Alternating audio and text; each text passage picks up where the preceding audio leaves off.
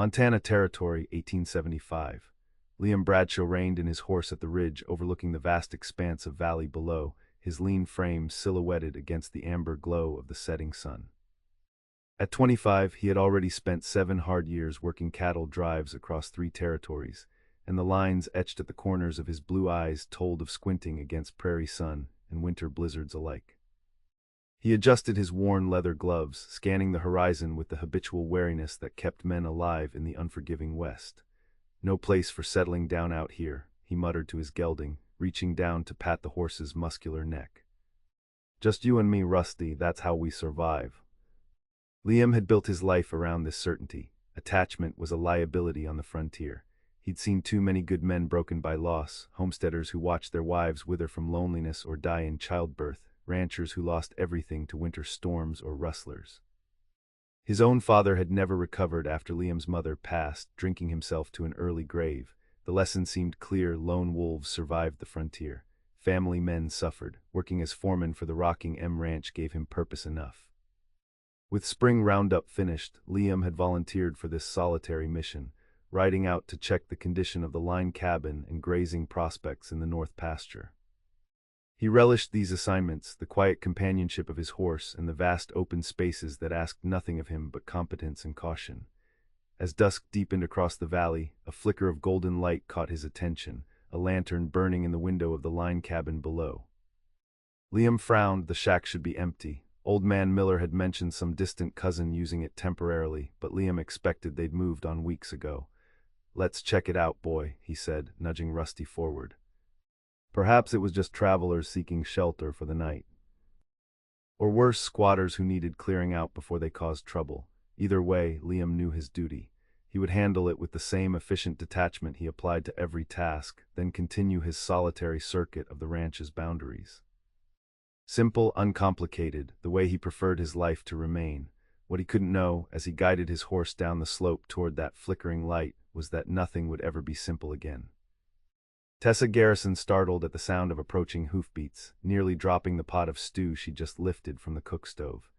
At 22, she had learned that unexpected visitors rarely brought good news, especially not to a woman alone. Her heart hammered against her ribs as she set the pot down and hastily wiped her hands on her faded blue calico dress. "Hush now," she whispered, glancing toward the rough-hewn cradle where her twin babies slept, their 4-month-old faces peaceful despite the whistling wind that found every crack in the cabin's walls. Tessa pushed a strand of dark brown hair from her face and peered through the cabin's single window. A rider approached in the gathering darkness, his form indistinct. For a terrifying moment, she thought it might be Jeremiah Falk, her late husband's former business partner. The man who had threatened her after Richard's death, who had made it clear he believed she knew where Richard had hidden the money from their last cattle sale. The money she'd never seen a penny of, that had likely never existed. She reached for the rifle propped beside the door, her slender hands steady despite her fear. The hard months since Richard's death had stripped away any softness she'd once possessed. She'd buried her husband, fled west with newborn twins, and survived a brutal winter in this isolated cabin, all on the strength of a distant cousin's charity and her own stubborn refusal to surrender to despair. The rider dismounted, his movements confident but unhurried. As he stepped into the spill of lantern light from the window, Tessa saw he wasn't Falk. This man was younger, tall and broad-shouldered, with a clean-shaven jaw and the unmistakable bearing of a working cowhand. She kept the rifle ready as a sharp knock sounded on the door. "Who's there?" she called, her voice steadier than she felt. "Liam Bradshaw, ma'am, foreman from the Rocking M. This is ranch property." "Ranch property, of course." Her cousin Martin had warned her the arrangement was temporary, that she could winter in the line cabin but would need to move on by spring. April had arrived, and with it, apparently, the ranch's patience had expired. One of the babies, little Emma, stirred and began to fuss. Tessa glanced between the door and the cradle, indecision freezing her for a precious moment before Emma's cries grew louder, threatening to wake her brother. With a deep breath, Tessa lowered the rifle and opened the door just wide enough to face the visitor, positioning herself to block his view of the cabin's interior. "I know this is ranch property, Mr. Bradshaw," she said. "I'm Martin Miller's cousin. He gave me permission to winter here until—" Emma's wails escalated, joined now by her brother's confused whimpering. Tessa's shoulders slumped in defeat as she saw the cowboy's eyes widen in surprise. "You have children in there?" he asked, his voice dropping to a softer register. "Twins," Tessa admitted. "4 months old, please, just give me a minute." Without waiting for his response, she closed the door and hurried to the cradle, lifting Emma first and then Samuel, cradling them against her chest as she whispered soothing nonsense until their cries subsided to hiccuping breaths. When she returned to the door, balancing both infants, she found Liam Bradshaw standing exactly where she'd left him, his hat now held respectfully in his hands. The surprise in his expression had been replaced with something more complex: confusion, concern, and a reluctant curiosity. "I'll be gone by morning," Tessa said, lifting her chin with a dignity that belied her circumstances. "If you could just allow us one more night." "Ma'am," he interrupted, his gaze moving from the babies to her face. "I'm not here to run you off. I didn't know. Miller never mentioned." He cleared his throat. "It's going to rain tonight, hard. I can tell by the wind shift. You shouldn't be traveling with little ones in that." The kindness in his voice nearly undid her.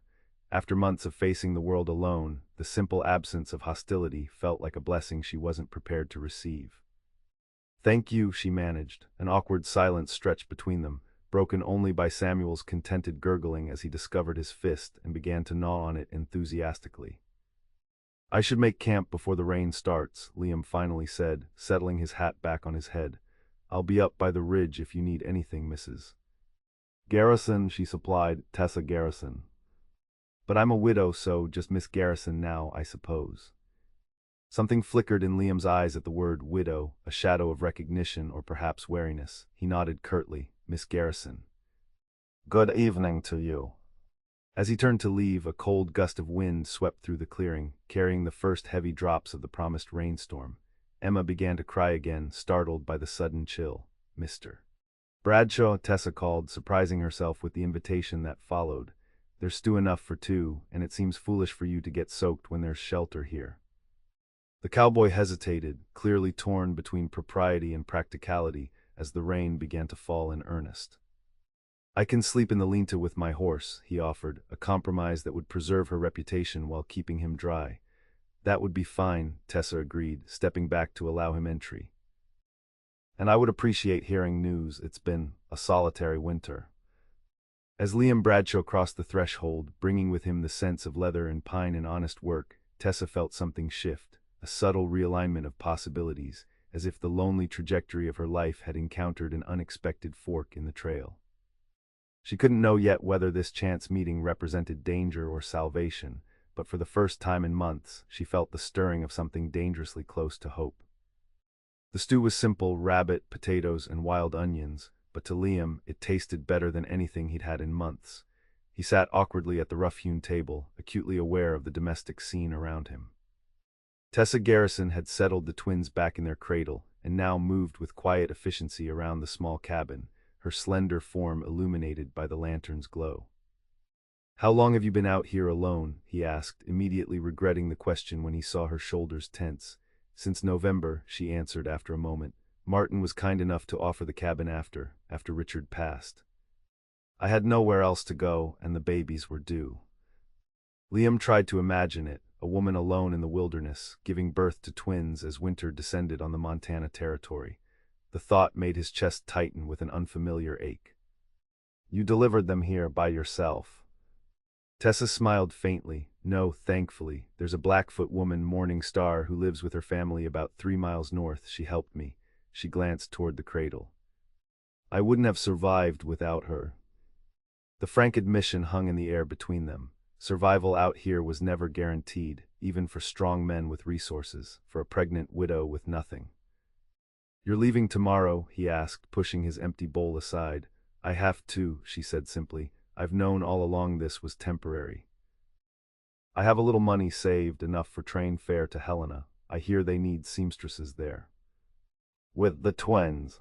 She met his gaze directly, her green eyes bright with determination. "I don't have the luxury of better options, Mr. Bradshaw." He nodded, recognizing the steel beneath her gentle exterior. This was no pampered Eastern lady unused to hardship. Tessa Garrison had the look of someone who had faced the worst the frontier could offer and remained standing. "I should see to my horse," he said, rising from the table. Thank you for the meal." Outside, the rain fell steadily, drumming against the cabin's roof and transforming the yard into a sea of mud. Liam led Rusty into the crude lean-to, unsaddled him, and made sure he had feed and water. Then he spread his bedroll on the relatively dry ground and stretched out, listening to the rain and thinking about the woman and babies just a wall away. It was none of his business. People suffered hard luck out here every day. A smart man kept to himself, handled his own affairs, and didn't take on burdens that weren't his to bear. That was how you survived. But as he drifted toward sleep, Liam couldn't shake the image of Tessa's determined face or the sound of those babies' cries. For the first time in years, his solitary existence felt not like freedom, but like something hollow and incomplete. Morning would come soon enough, he told himself. She would leave, and he would continue his circuit of the ranch's boundaries, and things would return to their proper order, simple, uncomplicated. Yet even as he thought it, Liam knew something fundamental had already begun to change. Dawn broke clear and crisp, the storm having washed the world clean during the night. Tessa had been awake for hours, nursing the twins and packing her meager possessions into a single trunk. She had planned for this departure carefully, selling the cow and chickens Martin had loaned her to a neighboring homesteader 2 weeks earlier. The proceeds, combined with what she'd managed to save over the winter by selling hand-sewn baby clothes to passing travelers, would get them to Helena. What would happen after that, she couldn't say, but Tessa had learned to focus on one day at a time. Today's challenge was simply to reach the stage stop 15 miles away before nightfall. She startled at a knock on the door, though she'd been half expecting it. Mr. Bradshaw would want to be on his way, and good manners required a farewell. "Good morning," she said, opening the door to find the cowboy already mounted, his horse saddled and ready for departure. "Miss Garrison," he replied, touching the brim of his hat. "I'll be heading out now. The creek crossing might be high after the rain. Be careful if you're heading that way." "Thank you for the warning," she hesitated, then added, "and thank you for not making things difficult about the cabin." A faint smile touched his lips. "I'm just the foreman, not the owner, and Miller did give you permission." His gaze shifted past her to where the twins lay gurgling on a blanket. "How will you manage the journey with them?" "I have a handcart," she explained. "Not ideal, but it will hold our trunk and the babies. I've made a covering to keep the sun off them." Liam frowned, looking between Tessa and the muddy road that wound away from the cabin. 15 miles to the stage stop over rough country, pushing a cart with twins and all your belongings. Put so bluntly, the plan sounded more desperate than practical, but Tessa lifted her chin. "We'll manage. We always do." For a long moment, the cowboy studied her, conflict evident in his expression. Then he sighed, a sound of resignation that seemed to come from somewhere deep. "I can't in good conscience leave a woman and 2 babies to such a journey alone," he said finally. "The ranch can spare me for a day. I'll help you reach the stage stop." Tessa blinked, surprised by the offer. "That's very kind, but I wouldn't want to impose." "It's no imposition," he cut in, his tone making it clear the matter was settled. "I'll bring the cart around front. We should start soon if we want to reach the stop before dark." Before she could respond, he wheeled his horse and trotted toward the small shed where Tessa had stored the handcart. She watched him go, feeling a complicated mixture of relief and wariness. Accepting help from a stranger, even one who seemed decent and respectful, went against everything her hard experiences had taught her about survival. Yet what choice did she have? The journey would be difficult enough with assistance. Without it, Tessa turned back to her babies, gathering them up one by one and pressing kisses to their downy heads. "What do you think, little ones? Can we trust Mr. Bradshaw to see us safely to the stage?" Samuel cooed and grabbed at her necklace, while Emma simply gazed up with solemn eyes, as if considering the question with all the wisdom of her 4 months. "I think so too," Tessa whispered, "and we could use a friend right now, couldn't we?" By the time Liam returned with the cart, Tessa had created a nest of blankets in its bed and secured her trunk with rope. Together they settled the twins in their makeshift carriage, covering them with a canvas awning Tessa had sewn from an old tent. "Ready?" Liam asked, once the last of her possessions had been loaded. Tessa cast one final glance at the cabin that had sheltered them through the bitter Montana winter. It hadn't been much, just 4 rough walls and a leaky roof, but it had been home during the most vulnerable time of her life. She had arrived broken and terrified, a newly widowed mother-to-be with nothing but the clothes on her back and a desperate prayer that her distant cousin wouldn't turn her away. She was leaving stronger, if not much wealthier. That counted for something. Ready, she confirmed, turning toward the road and whatever lay beyond. They made slow progress through the morning, Liam leading with his horse while Tessa pushed the cart along the rutted road. The twins remained remarkably content, lulled by the motion and the warm spring air. Occasionally, Liam would look back to check on their progress, and each time he found Tessa's determined expression both impressive and troubling. What kind of woman had the strength to push forward under such circumstances, and what had happened to bring her to this point, alone on the frontier with infant twins? You said your husband passed, he ventured during a rest stop beside a clear-running stream. Was it recently? Tessa, who was nursing Emma while Samuel slept in the shade of a cottonwood, looked up with guarded eyes. Last October, fever took him after a cattle drive. Her voice held no emotion, just a flat statement of fact. I'm sorry, Liam said, feeling the inadequacy of the words. You mentioned he was in business with someone, a cattle operation. A shadow crossed her face. Richard and his partner Jeremiah Falk ran cattle between Wyoming and Montana. It wasn't always legitimate work. Liam nodded, understanding dawning. Rustlers weren't uncommon, especially in the border regions between territories where law enforcement was stretched thin. And after he died, his partner believed Richard had money hidden away, the proceeds from their last drive. Tessa shifted Emma to her other breast, her movements efficient and unself-conscious. He thought I knew where it was. Did you? No, the word came sharp and certain. If there was money, Richard never showed it to me, never mentioned it. Falk didn't believe that. He made threats. Liam's jaw tightened. So you ran. I ran, she agreed, 8 months pregnant in the dead of night, left everything behind except what I could carry. Her gaze drifted to the sleeping form of Samuel. Cousin Martin was my only living relative. I'd never met him, but I rode ahead and prayed he'd take pity on us. And he did. Yes, though I think his wife was less than pleased to have a destitute relative appear on their doorstep. Tessa smiled faintly. They arranged for me to use this line cabin, temporarily, while they considered what to do with me. Then the snow came early, and the decision was postponed until spring. Now spring had arrived, and with it, the reckoning she'd known was coming. Liam found himself unreasonably angry at this cousin, who had done the bare minimum to help a woman in desperate circumstances. And Helena, you know people there. Tessa shook her head, not a soul. But it's a growing town, and I've heard they need women who can sew and cook and clean.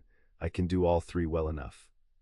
The matter-of-fact courage in her voice stirred something in Liam's chest, a feeling he couldn't immediately identify. Admiration, certainly, but also a peculiar protectiveness that had no place in his carefully ordered existence. What about you, Mr. Bradshaw? Tessa asked, clearly eager to change the subject. Have you worked for the Rockingham long? 3 years as foreman, he answered, cowboying since I was 18. My father had a small spread in Colorado, but after he passed, there wasn't enough to keep it going. No family left. None, the word carried the weight of old griefs. My mother died when I was 10, fever like your husband. Father never really recovered, started drinking. By the time he passed, the ranch was mortgaged to the hilt. Tessa's eyes softened with understanding. So you went your own way. Seemed simpler that way, he agreed. No responsibilities except to myself, no one depending on me, no one to disappoint. And is it, she asked, simpler? The question caught him off guard. I suppose it is, lonely sometimes, but predictable. Save. Tessa looked down at Emma, who had fallen asleep at her breast. Safety is worth a great deal, she said softly, but I wonder if it's worth everything. Before Liam could respond, Samuel began to fuss, and the moment passed as they prepared to continue their journey. Yet her question lingered in his mind as they returned to the road, a pebble in his thoughts that he couldn't quite shake loose. Was his solitary existence truly as simple and safe as he'd believed? Or was it merely empty, a life half-lived out of fear rather than freedom? By mid-afternoon, dark clouds began gathering on the horizon, and Liam's weather-trained eyes recognized the signs of another storm approaching. We need shelter, he called to Tessa, who was struggling to push the cart up a slight incline. There's an abandoned homestead about 2 miles ahead. We can wait out the weather there. Tessa nodded, too winded to argue. The journey had proven even more difficult than she'd anticipated, with mud from last night's rain making the cart wheels stick and slide unpredictably. Without Liam's help, she would have managed perhaps half the distance they'd covered. They reached the homestead just as the first fat raindrops began to fall, a small, dilapidated cabin with half its roof missing, but the remaining portion looked solid enough to provide shelter. Liam quickly settled his horse in the remains of a linta while Tessa hurried inside with the twins. "It's not much," he apologized, joining her a few minutes later. "But it'll keep us dry until the storm passes." "It's fine," she assured him, arranging the babies on a clean blanket she'd spread over the dusty floor. "We've weathered worse." Liam busied himself gathering wood from the collapsed portion of the roof, building a small fire in the stone hearth that remained intact. Soon, the cabin was filled with warmth and the comforting crackle of burning pine. Outside, the storm intensified, rain pounding against the remaining roof sections and wind howling through the gaps in the walls. Tessa moved closer to the fire, cradling the twins to share her body heat. "Here," Liam said, shrugging out of his coat and draping it around her shoulders. "This will help." The unexpected kindness brought a lump to Tessa's throat. How long had it been since anyone had shown her such simple consideration? Not since before Richard's death, certainly, perhaps not even then. "Thank you," she managed. Liam nodded awkwardly, then settled on the other side of the fire, his lean frame outlined in gold by the flames. For a long moment they sat in companionable silence, listening to the storm rage outside while the babies drifted to sleep, soothed by the fire's warmth. "What will you do in Helena?" Liam finally asked. "Really do, I mean." "Beyond finding work." Tessa considered the question. "Survive at first, find lodging, secure employment. Then when we're stable," she looked down at her sleeping children. "I want them to have more than just survival. I want them to have a home, security, maybe even happiness. Ambitious goals in a frontier town. Perhaps," she acknowledged, "but necessary ones. I won't have them growing up like I did, never staying in one place long enough to make friends, never knowing if there would be food on the table." Her voice grew softer.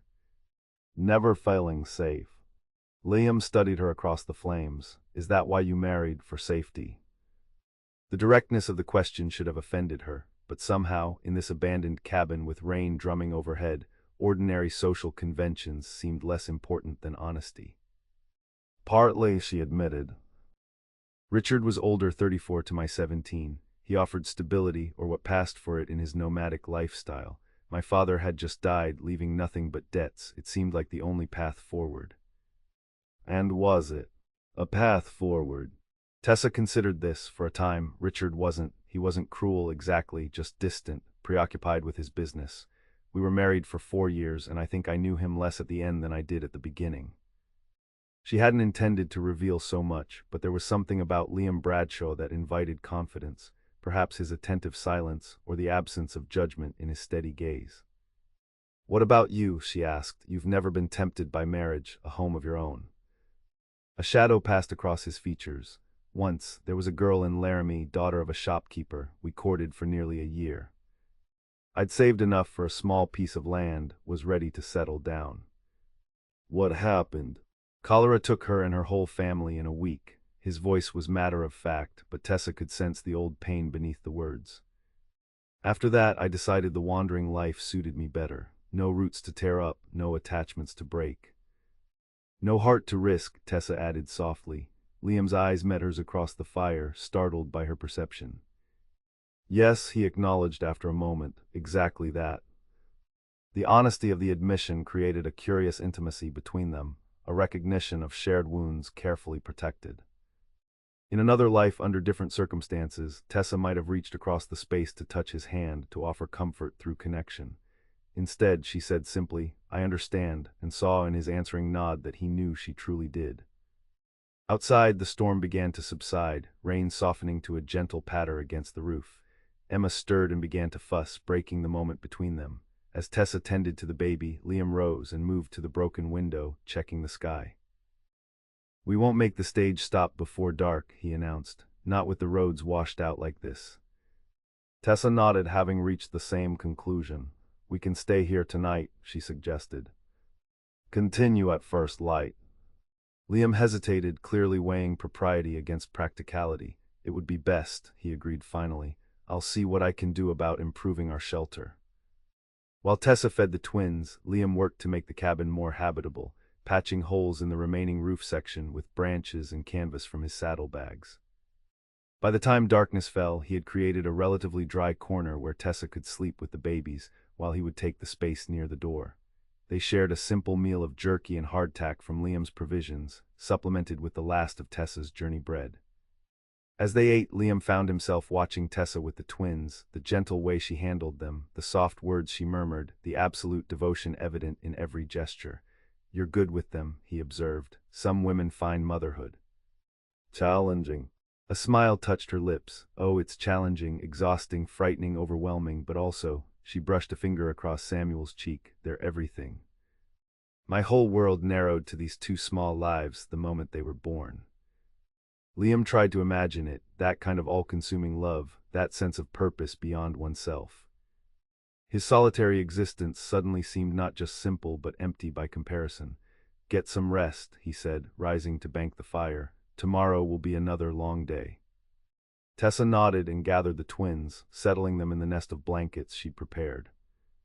As she lay down beside them, Liam spread his coat over all three, an additional layer of warmth against the night's chill. "Thank you," she whispered, "for everything today." "Just doing what's right," he replied, but they both knew it was more than that, more than duty or obligation driving his actions. As Tessa drifted toward sleep, she realized she felt truly safe for the first time in months.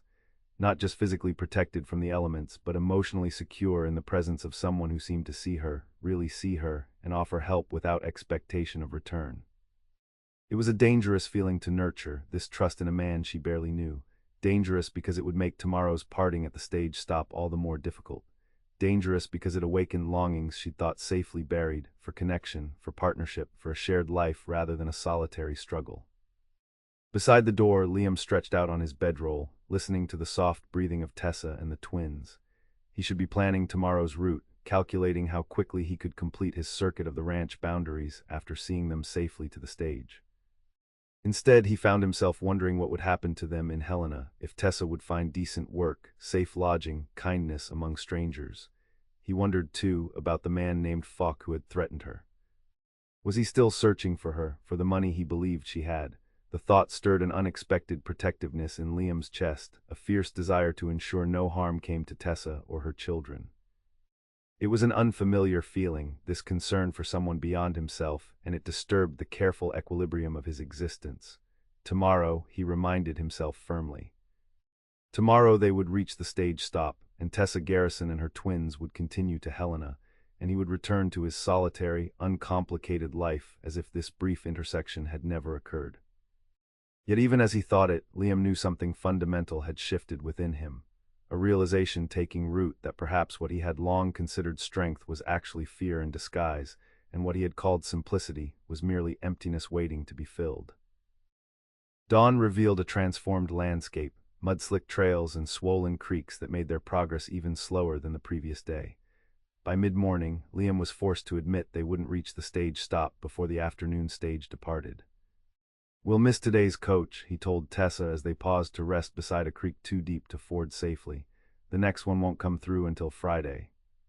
3 days from now, Tessa calculated, dismay evident in her voice.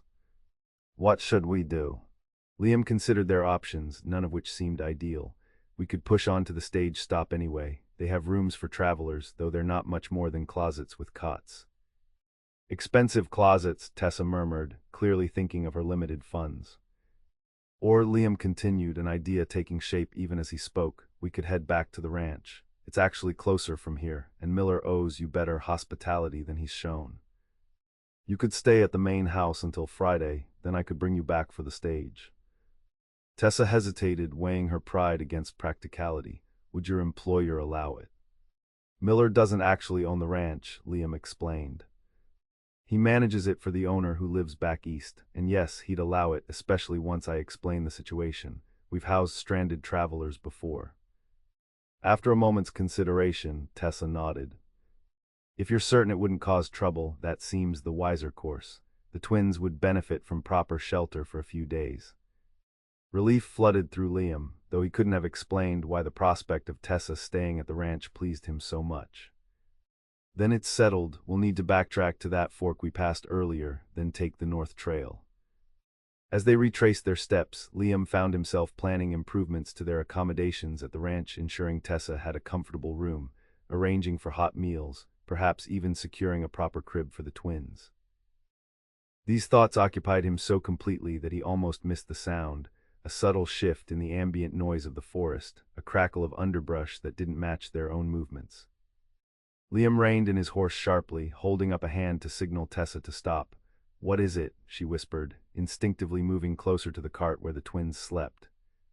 "Not sure," he murmured, his senses alert to every rustling leaf and snapping twig. "Might be nothing, might be." His words died as three riders emerged from the trees ahead, blocking the narrow trail. Hard-faced men with the weathered look of those who lived rough, they spread out in a semicircle, effectively cutting off any path forward. "Well now," drawled the leader, a lanky man with a scar bisecting his left cheek, "what have we here?" "A little family outing." Liam's hand moved subtly toward the revolver at his hip, but he kept his voice casual, "Just helping the lady reach the stage stop. Roads are bad after the rain." The scarred man's gaze slid past Liam to focus on Tessa, his eyes narrowing as he studied her. "That right, ma'am, you headed for the stage?" Tessa nodded, her face pale but composed. "Yes. My children and I are traveling to Helena." "Helena," the man repeated, exchanging a glance with his companions. "Interesting destination. Might I ask your name?" A chill ran down Liam's spine at the deliberate question. These weren't random outlaws looking for easy pickings. They were searching for someone specific. Tessa must have reached the same conclusion, for her voice trembled slightly as she answered, "Garrison." "Tessa Garrison." The scarred man smiled, a cold expression that never reached his eyes. "Thought so. Jeremiah Falk sends his regards, Mrs. Garrison. He's been mighty concerned about you and those babies." Liam shifted his horse slightly, placing himself more directly between Tessa and the outlaws. "The lady's under my protection," he stated, his tone leaving no room for misinterpretation. "Whatever business you think you have with her can be discussed at the ranch, with witnesses present." The leader laughed, a harsh sound like stones grinding together. "Brave talk from a man outnumbered 3-1, but this doesn't concern you, Cowboy. Mrs. Garrison and I have private matters to settle." "Regarding money I don't have and never did," Tessa interjected, her voice steadier now, fueled by indignation. "Tell Falk what I've told him before. Richard never gave me anything. Whatever he thinks was stolen, I know nothing about it." "See, that's where we disagree," the scarred man said, urging his horse forward. "Falk is convinced Richard entrusted you with their earnings before he died, and he's paid good money to ensure we bring you, and any valuables you might have, back to him for a proper discussion." Liam's mind raced, calculating angles and distances, the likely speed of draw for each man. The odds were poor. Even if he managed to take down the leader, the other two would have clear shots before he could redirect his aim. "You'll have to go through me first," he stated flatly. "Liam, don't," Tessa pleaded. "They'll kill you." The leader's eyes glittered with cold amusement. "Listen to the lady, Cowboy. No sense dying for someone else's problems." For a tense moment, no one moved. Then, with a suddenness that startled even Liam, both twins awoke and began wailing at full volume, their cries shattering the standoff. The distraction was slight, just a momentary shift of attention as the outlaws glanced toward the cart, but it was enough. Liam drew and fired in one fluid motion, hitting the leader's shoulder and sending him reeling backward off his horse. His second shot went wide as the remaining outlaws returned fire, forcing him to dive from his mount for cover behind a fallen log. "Run!" he shouted to Tessa, who had flattened herself beside the cart, shielding the babies with her body. "Take the trail back, get to the ranch." A bullet splintered bark inches from his head as Liam fired again, keeping the outlaws pinned down while Tessa scrambled to her feet. She hesitated only a second before abandoning the cart and scooping up both screaming infants. "Go," Liam urged, exchanging more shots with the outlaws, who had dismounted and taken cover behind trees. Tessa fled down the trail, clutching her precious burden to her chest, her heart pounding with terror, not for herself, but for the man who had placed himself between her family and danger without a moment's hesitation. Behind her, the gunfire continued, punctuated by shouts and the crash of underbrush as the deadly game of hide-and-seek played out. Then, terrifyingly, silence fell, broken only by the receding sound of hoofbeats as horses galloped away. Tessa stopped, trembling, unable to go farther without knowing Liam's fate. Had the outlaws fled, or had they, Tessa? The call came from behind her, Liam's voice strained but unmistakably alive. She turned to see him limping toward her, one hand pressed to his side where a dark stain spread across his shirt. "You're hurt," she gasped, hurrying back to meet him. "Just grazed," he assured her, though his pallor suggested otherwise. "We need to move. They've retreated for now, but they'll be back with reinforcements." "The ranch." "Too far," Liam said, grimacing as he adjusted his grip on his side. "They know we're headed that way. We need somewhere else, somewhere they won't think to look." Tessa's mind raced, considering and discarding possibilities until one crystallized. Morning Star, the Blackfoot woman who helped deliver the twins. Her family's camp is closest, just over that ridge to the north. Liam nodded, his face tightening with pain as they began moving across country, away from the trail. "Help should come by morning. And Fox men. They tracked us as far as the creek but lost our trail in the water. For now, we're safe." Liam nodded, relief evident in his expression. "Good. That's good." For a long moment they sat in silence, the gravity of the day's events settling around them. Then Liam reached for Tessa's hand, his fingers closing gently around hers. "I meant what I said earlier," he murmured. "About recognizing something I've been missing. Seeing you with your children, your courage in the face of everything. It made me question the life I've chosen." Tessa's heart quickened, but she kept her voice steady. "What life would that be?" "A solitary one, one where I convinced myself that not needing anyone was the same as being free." His eyes held hers, fever-bright but clear with purpose. "It's not freedom, Tessa, it's fear. Fear dressed up as independence." The raw honesty of his admission stole her breath. "Liam. I know it's too soon," he continued, his words coming faster now as if he feared losing courage. "We've only just met. You have plans, a future mapped out in Helena, but I can't let you go without asking, without at least suggesting that there might be another path." Tessa's throat tightened with emotion. "What path is that?" "One where you don't face everything alone, where the twins have not just a mother who loves them, but a man who would be honored to help raise them. Where we build something together, something stronger than either of us could create separately." "You're delirious with fever," she whispered, but her fingers tightened around his. A smile touched his lips. "Maybe, but I've never seen more clearly." He squeezed her hand. "I'm not asking for promises, just consider staying, at least long enough to see if what I'm feeling, what I think you might be feeling too, has the chance to grow into something real." Tears blurred Tessa's vision as the careful walls she had built around her heart began to crumble. After Richard's death, after Fox's threats, after months of solitary struggle, she had convinced herself that independence was the only safe choice. That relying on anyone but herself was a risk she couldn't afford to take. Yet here was this man, this stranger who had become so much more in the space of 2 days, offering not just help but partnership, not pity but respect. Not obligation but choice. "The ranch needs a cook," Liam added, a hint of his usual practicality returning.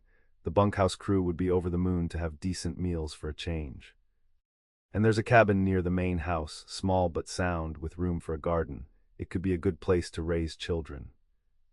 Tessa found herself imagining it, a solid roof, a community around them, the twins growing up with space to run and play. Most of all, she imagined not having to carry every burden alone. "What about your solitary, uncomplicated life?" she asked softly. "Your freedom?" Liam's gaze drifted to the sleeping twins, then back to her face. "Some complications are worth embracing," he said. "Some bonds are more liberating than any freedom I've known."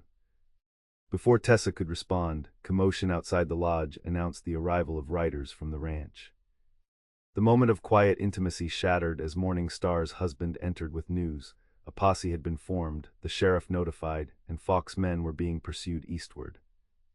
In the bustle that followed, Liam being carefully loaded onto a travois for transport back to the ranch, the twins being bundled up against the night air, Tessa gathering their few remaining possessions, there was no time for private conversation. Yet as their eyes met across the firelit lodge, Tessa saw in Liam's gaze a question that required no words, and in her own heart an answer that felt both terrifying and inevitable. 3 days later, Liam sat on the porch of the ranch house, watching as the afternoon stage rattled past on the distant road. His side ached where the bullet had grazed him, but the wound was healing cleanly, thanks to Morning Star's herbs and Tessa's careful nursing. Inside the house, he could hear Tessa moving about the kitchen, her voice raised in a soft lullaby as she prepared dinner while keeping an eye on the twins. The domestic sounds filled him with a contentment he had never expected to experience, a sense of rightness that transcended the lingering pain of his injury. The sheriff had brought word that morning. Falk's men had been captured crossing into Wyoming territory. More significantly, Falk himself had been arrested in Cheyenne after a cattleman recognized him from wanted posters. It seemed Richard Garrison's partner had been involved in more than just cattle rustling. There were outstanding warrants for him in 3 territories.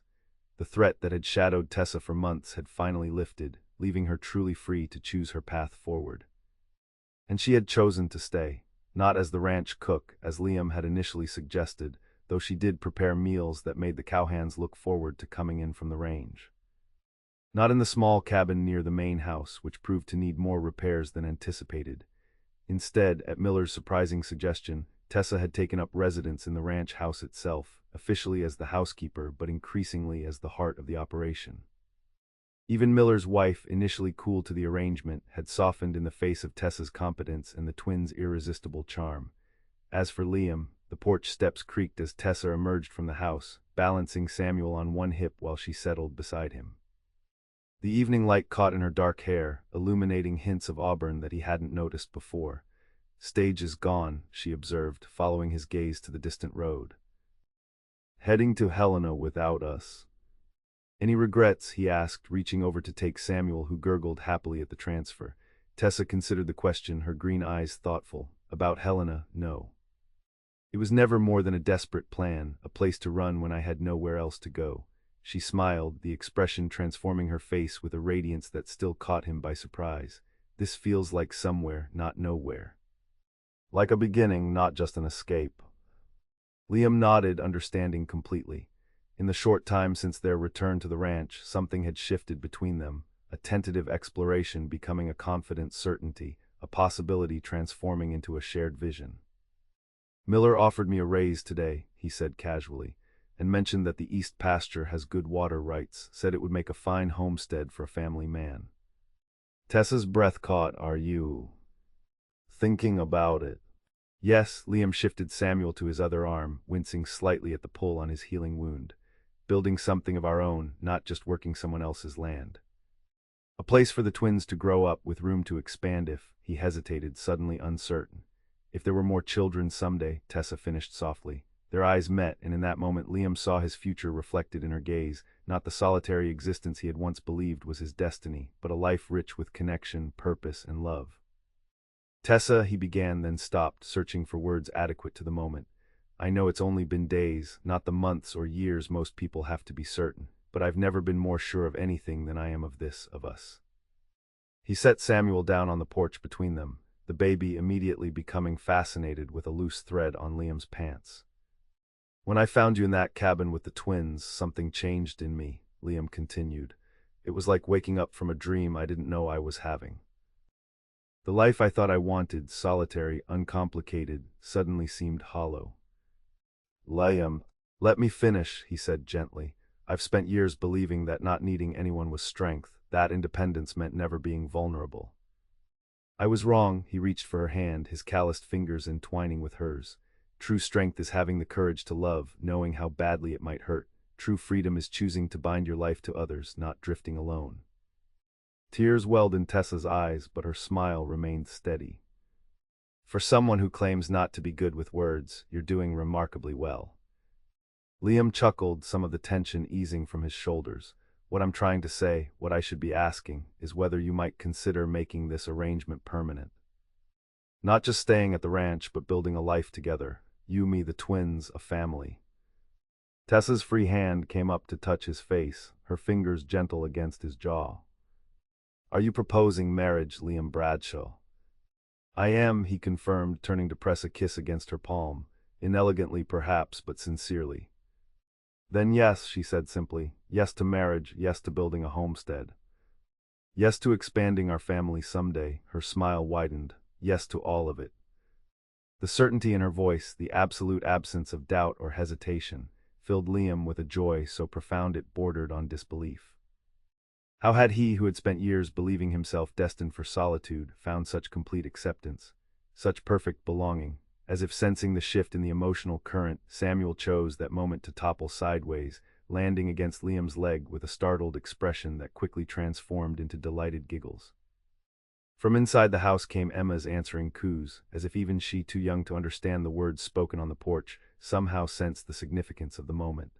Liam gathered Samuel up, holding the baby close as he leaned toward Tessa. Their first kiss was gentle, tentative, a promise of deeper connections to come, a seal on the vows they had just exchanged. When they parted, Tessa's eyes were bright with unshed tears and something more, a certainty that matched his own, a recognition that whatever challenges lay ahead, they would face them together. "When do you want to speak to the preacher?" she asked, practicality asserting itself through emotion. "Soon," Liam replied, though Miller mentioned he's out of the territory until next month. Tessa nodded, her expression turning thoughtful.